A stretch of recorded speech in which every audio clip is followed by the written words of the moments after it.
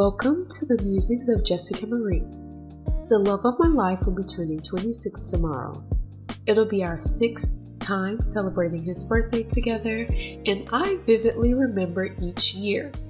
Pretty soon, we'll look up and realize we're knocking on a decade of being together. It's truly crazy how fast time flies when you're having fun. Every year, I want to do these cute, elaborate displays of affection, and this is the year that I finally decided to put my thoughts into action. My favorite part of gift giving is seeing the recipient's initial reaction. I also really enjoy doing research and trying to figure out the best things to buy that would bring the most enjoyment. I think I did pretty well with my gifting this year. You could say only time will tell this late in the game, but I started super early and worked hard to find options that fit him and his personality. I made sure the gifts weren't super generic and instead more personalized. He's been wanting a PlayStation 5, and I was definitely formulating a plan to surprise him with it, but it ended up being a little more difficult to keep a surprise than I was anticipating. It's actually pretty difficult spending roughly $600 without your spouse accidentally finding out about it. Plus, the timing wasn't necessarily right to cash out on that big of a gift. Now, in about 4 months, things open up a lot more. We'll have met our goal that we've been grinding towards, and we'll get to include dedicated fun money in our monthly budget to splurge with. That's when surprising my honey with an elaborate, inexpensive gift will be much easier to actually pull off. Not only is his birthday tomorrow, but Valentine's Day is in 11 days, and our second wedding anniversary is a little under a month away on March 5th. With that little bit of time in between, I knew I had to get my act together quick, fast, and in a hurry. Before we got married, the important gifting days of birthdays, holidays, and anniversaries were more evenly dispersed. There were 2 occasions to celebrate in October and 2 in February.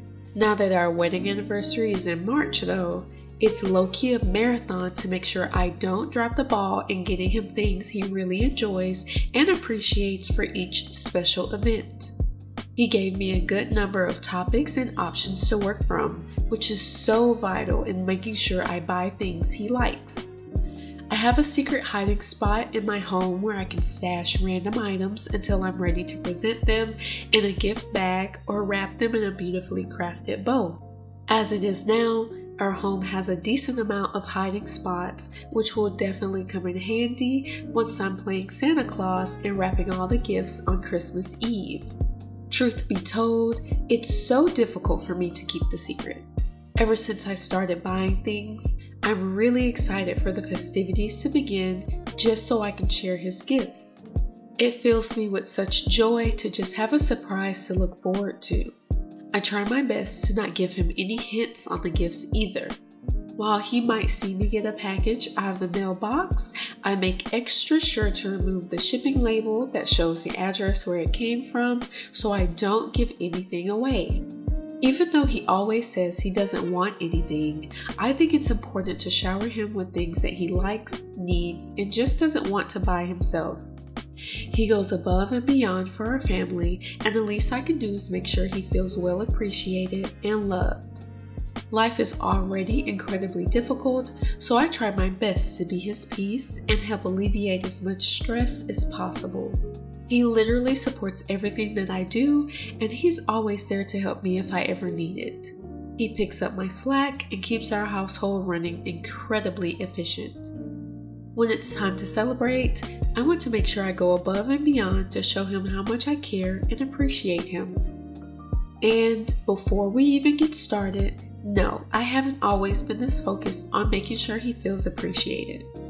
As a woman, it's so easy to just accept all the gifts, love, adoration, flowers, and affection without even realizing that your spouse, boyfriend, partner, etc.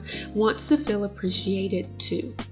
It might come in different forms like a back massage and a few hours of uninterrupted gaming time versus an expensive dinner and some perfume, but it's incredibly vital to staying connected to your partner.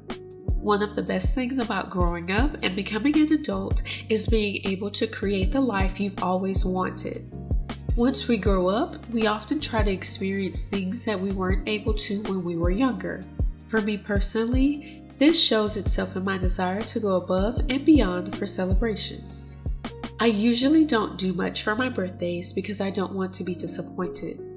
The worst feeling is getting your hopes up that you'll get showered with love and affection, all to realize that people either forgot it was your birthday or just flat out didn't care about celebrating you.